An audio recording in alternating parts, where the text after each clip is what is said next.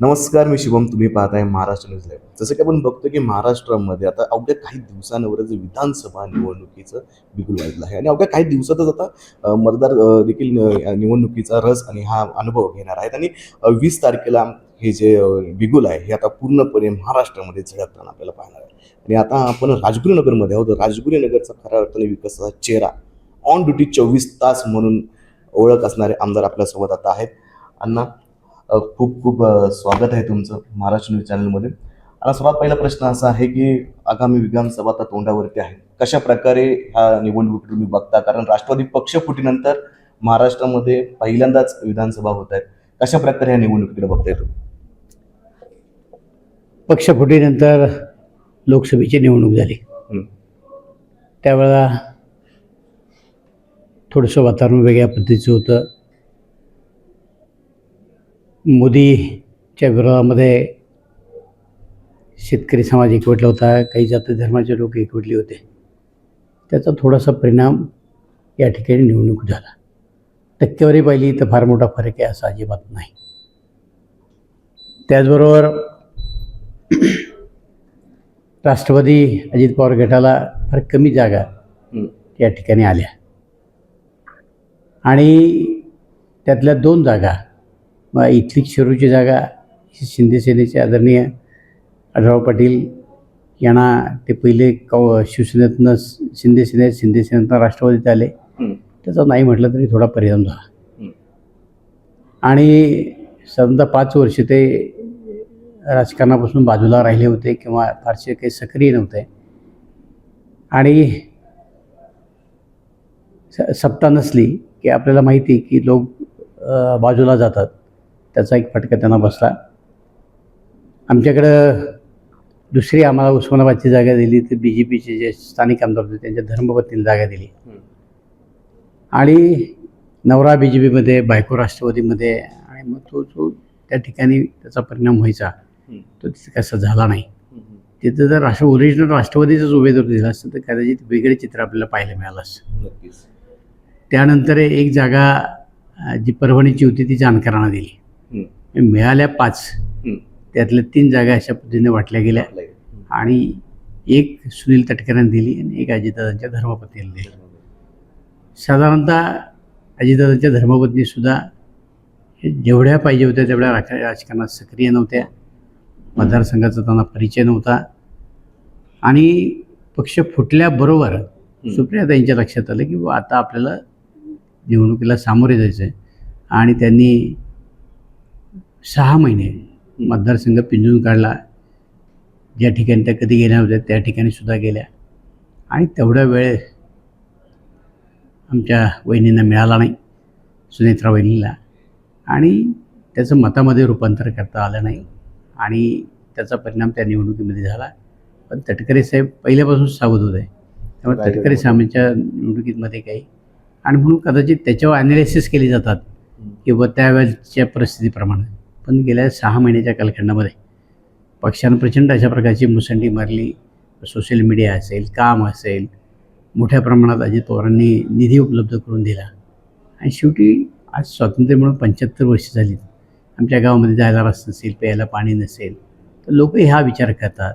मग काम करणाऱ्या माणसाच्या मागं आता आपण गेले पाहिजे अशा प्रकारची भूमिका अलीकडच्या काळात लोकांनी घेतलेली आहे.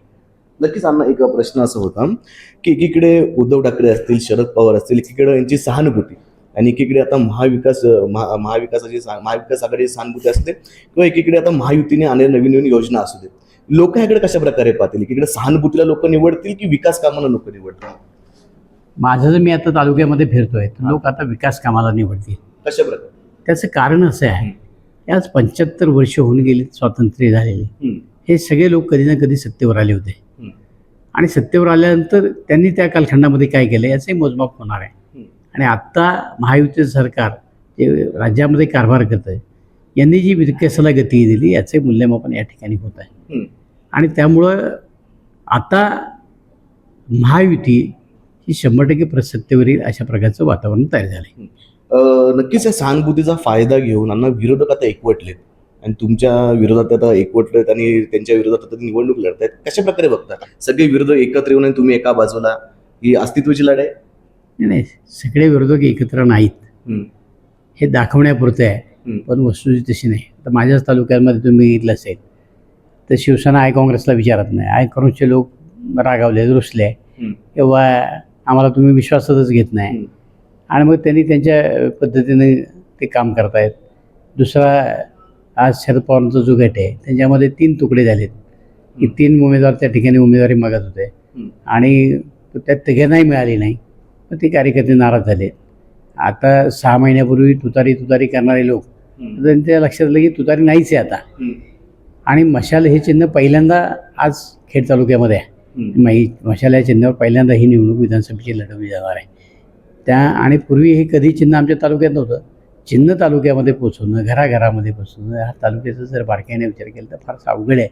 कारण 60% तालुका हिली एरिया आहे हा, आणि त्या हिली एरियामध्ये ही सगळी यंत्रणा पोचणं फार अवघड आहे. हम्म, त्यामुळं आज मी गेल्या 2 महिन्याच्या कालखंडामध्ये तालुक्याच्या कानाकोपऱ्यामध्ये भेटतोय. माझं चिन्ह लोकांना माहिती आहे, कारण ही 5वी निवडणूक मी घड्याळ्याच्या चिन्हावर लढतोय.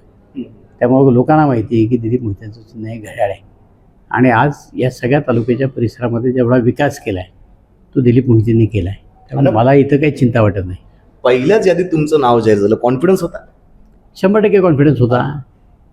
एक तर असं आहे, हम्म, म्हणजे ज्या वेळेला अजित पवारांच्या बरोबर जायचं त्यावेळेला दिलीप मोहिते पहिल्यांदा अजित पवारांच्या बरोबर होता हम्म, आणि शेवटपर्यंत अजित पवारांच्या बरोबर राहिला. कुठेही पिवा तिकडे जा इकडे काही आणखीन सहानुभूती मिळवण्याकरता काही उद्योग करा असले काही धंदे मी केले नाही. म्हणजे माझी भूमिका मी स्पष्ट ठेवली. अजित पवार आहे की अजित पवार, शेवटी निष्ठेला सुद्धा काहीतरी महत्त्व असतं. आणि ठीक आहे, पवारसाहेबांच्या बरोबर आम्ही काम केलेले आहे, परंतु मला राष्ट्रपतीमध्ये आणण्याचं काम हे अजित पवारांनी केलं. मला घडवण्याचं काम अजित पवारांनी केलं. खऱ्या अर्थानं अजित पवार हे माझे नेते आहेत. कधी असं वाईट वाटलं नाही की आपण पवार साहेबांना साथ सोडून चाललोय, पुढं काय होईल, आपल्याला कसं लोक ऍक्सेप्ट करतील, लोक आपला कसा विचार करतील, कधी वाटलं होतं असं? हे मुळामध्ये मी कार्यकर्ताच अजित पवारांचा आहे. मी शिवसेनेमध्ये होतो, शिवसेनेतनं मला अजित पवारांनी आणलं, उमेदवारी दिली. आणि राष्ट्रवादीमध्ये पवारसाहेबांनी ठराविक नेत्यांना सोडून बाकी इतरांशी कधीही संपर्क ठेवला नाही. आणि आपण जसं मगाशी आपण विरोधकांवरती बोलत होतो की सगळे विरोधक एकत्र आहेत, तुम्ही म्हटलं कोणी विरोधक एकत्र आले नाहीत, पण कृषी उत्पन्न बाजार समितीमध्ये तुमचा सभापती असताना देखील मग सगळे विरोधक एकत्र येऊन मग तो सभापती बदलला गेला, हा जो काळ घडला, ह्याच्याकडे तुम्ही कशा प्रकारे पाहिलं? मुळात ही चूक त्यांची नाही, ही चूक माझी आहे. हा, मी आमच्यातल्या काही लोकांच्यावर विश्वास ठेवला हम्म, आणि सभापती बदलण्याचा प्रयोग केला. हम्म, कारण दुसऱ्याला कोणातरी संधी द्यायची होती. निवडणुकीचा कालखंड होता हम्म, आणि ज्यांना करायचं होतं त्यांना आत्मविश्वास होता. मी त्यांना सांगत होतो की हे असं असं घडण्याची शक्यता आहे, तुम्ही बारकाईने विचार करा. आज जे लोक फुटलेत ते आले, शपथा घेतल्या, सगळ्या गोष्टी झाल्या. शेवटी माणूस कुठेतरी भावनिक असतो आणि त्याप्रमाणे शपथा घेतल्या, लोकांच्यावर विश्वास ठेवला आणि त्यांनी माझा विश्वासघात केला. आज असं आहे, मार्केट कमिटी काय पक्षावर लढवली जात नाही, ती गटावर लढवली जाते. मी माझ्या गटाकडनं निवडणूक लढवली होती, त्यांनी त्यांच्या गटाकडनं लढवली. ज्यावेळेला मी उमेदवारी माझ्या लोकांना दिली त्यावेळेला त्यांच्याही इतर पक्षातल्या सुद्धा लोकांना बरोबर घेतलं होतं. त्यामुळं ही काही निवडणूक पक्षावर नाही.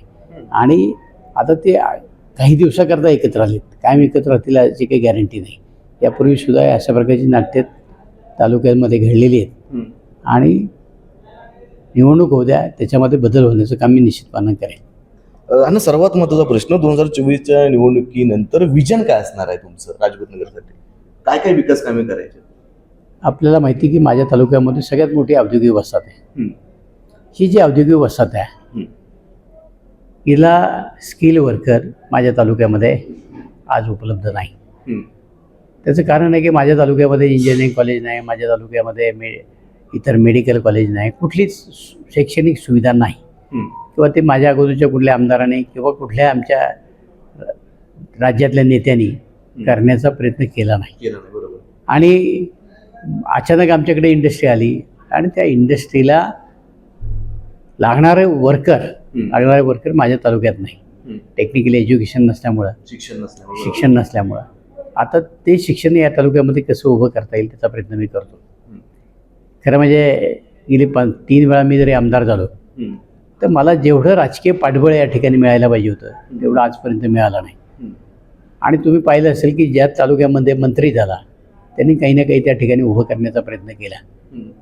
आमचं कायम युतीतलं सरकार राहिलं, मग कधी काँग्रेसबरोबर राहिलं, नंतर कधी शिवसेनेबरोबर राहिलं आणि याच्यामध्ये कोणाचंच कुणाला ताळतंत्र राहिलं नाही आणि मग विकासावर त्याचा फार मोठा परिणाम झाला.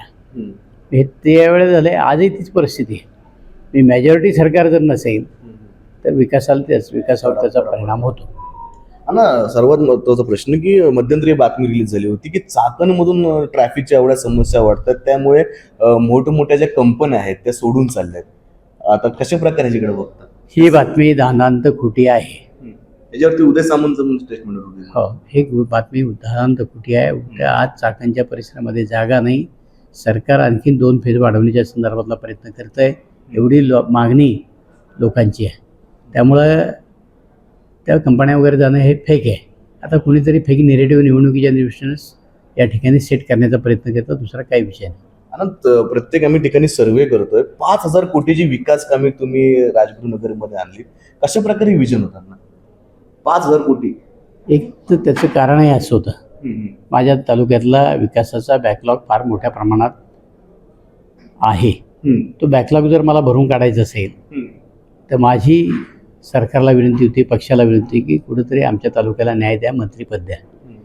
दुर्दैवानं ते मला मिळालं नाही आणि मग अजितदादांनी ते विकासाच्या माध्यमातून भरून काढलं. आज मोठ्या प्रमाणात निधी मला दिला आणि माझं ते व्हिजन पूर्ण करण्याचा प्रयत्न दादांनी केलेला आहे. मंत्रिपदाचा विषय निघाला ना, ह्या टर्मला तुम्ही आग्रही असणार मंत्रिपदासाठी?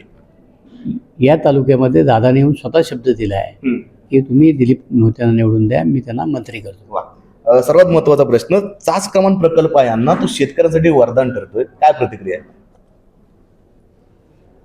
आता तो एक वादाचा मुद्दा आहे. चास कमान प्रकल्प झाला माझ्या तालुक्यामध्ये मोठ्या प्रमाणामध्ये.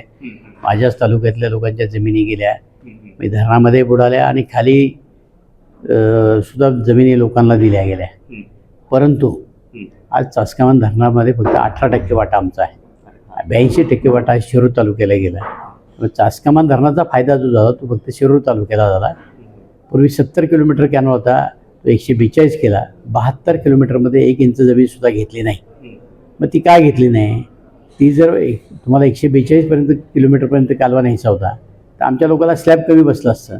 त्यामुळं ज्यांच्या जमिनी धरणामध्ये गेल्या त्यांनाही त्रास झाला आणि आज ज्यांना पाणी मिळणार होतं त्यांना पाणी तर मिळतच नाही तेवढ्या प्रमाणामध्ये, परंतु जमिनी मात्र गेल्या.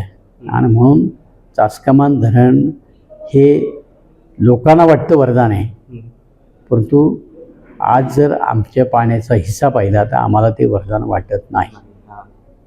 कारण 18% आज पिण्याचं पाणी त्याच्यातच आहे.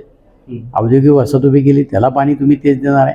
म्हणजे दिवसेंदिवस त्यातलं शेतकऱ्यांचं पाणी कमी होत आहे आणि इतर मग लोकवस्ती वाढते, त्याला पाणी द्यायला पाहिजे. फर्स्ट प्रायोरिटी पिण्याच्या पाण्याची आहे. आणि म्हणून आज चासकमान लोकांना वाटत असेल पण आम्हाला वाटत नाही. आणि शेवटच्या प्रश्नाकडे आपण जाऊया. राजगुरुनगर असू दे, तुम्ही आजूबाजूच्या परिसरामध्ये घराघरामध्ये घड्याळ पोहोचवण्याचं काम केलं, चिन्ह पोहोचवण्याचं काम केलं. ही सध्याची निवडणूक कशा प्रकारे बघता? काय सांगाल, कशा प्रकारे ही जी निवडणूक आहे कशा प्रकारे तुम्ही जिंकू शकता, कशा प्रकारे विजन असणार आहे आणि ही निवडणूक सरस होण्यासाठी तुम्ही काय प्रयत्न करणार? आजची निवडणूक ही एकतर्फी आहे. मला समज नाही, जो विरोधक काय आहे त्याने एवढ्या कॉलंटोड्या घेतलेल्या आहेत काय, आणि कॉन्ट्रॅक्टर आहे, गावागावातल्या लोकांना माहिती आहे कशा पद्धतीने कामं केलेली आहेत. त्यामुळं त्या गावात गेल्यानंतर लोकांना त्यांची आठवण होते की हा बंधारा यांनी बांधला पण पाणी थांबलं नाही, हा रस्ता केला पण 6 महिने उखडला. त्यामुळे त्यांची प्रसिद्धी तेवढ्या बाबतीमध्ये आहे आणि तीच प्रसिद्धी माझ्या विजयाला कारणीभूत ठरणार आहे. एक शेवटचा प्रश्न अण्णा, 24 तास ऑन ड्युटी म्हणून आमदार म्हणून तुमची ओळख आहे. कुटुंबाला कधी वेळ देते की नाही सर्व गोष्टींमध्ये? फॅमिलीचं कधी तक्रार असते की नाही? कारण तुमचं सगळ्यांच्या तोंडामध्ये एक आहे की आम्हाला 24 तास जनसेवेत असलेला आमदार म्हणून तुमची ओळख आहे. कुटुंबाकडे कशा प्रकारे बघता? खरं म्हणजे कुटुंबाकडे माझं दुर्लक्ष झालं आहे हे मी जाहीरपणानं कबूल करतो. कारण आता घर हेच ऑफिस झालं. रोज सकाळी लोक इथं घरी येतात, मी लोकांचे प्रश्न सोडतो, बायको लोकांना चहा देते, आलेल्या गेल्या पाहुण्यारोळ्यांचं बघते. पण प्रपंच नावाची गोष्ट ही आता खऱ्या अर्थानं उरलीच नाही. आम्ही दोघंही उभयता हे लोकांच्या करता 24 तास उपलब्ध आहे. याचा फायदा नक्कीच निवडणुकीत होतो. 100%. अण्णा खूप खूप धन्यवाद, तुम्ही आम्हाला वेळ दिलाच. येणाऱ्या निवडणुकीमध्ये तुम्हाला खूप साऱ्या शुभेच्छा. तुर्तास वेळ झाली आता आपल्याला इथेच थांबायची.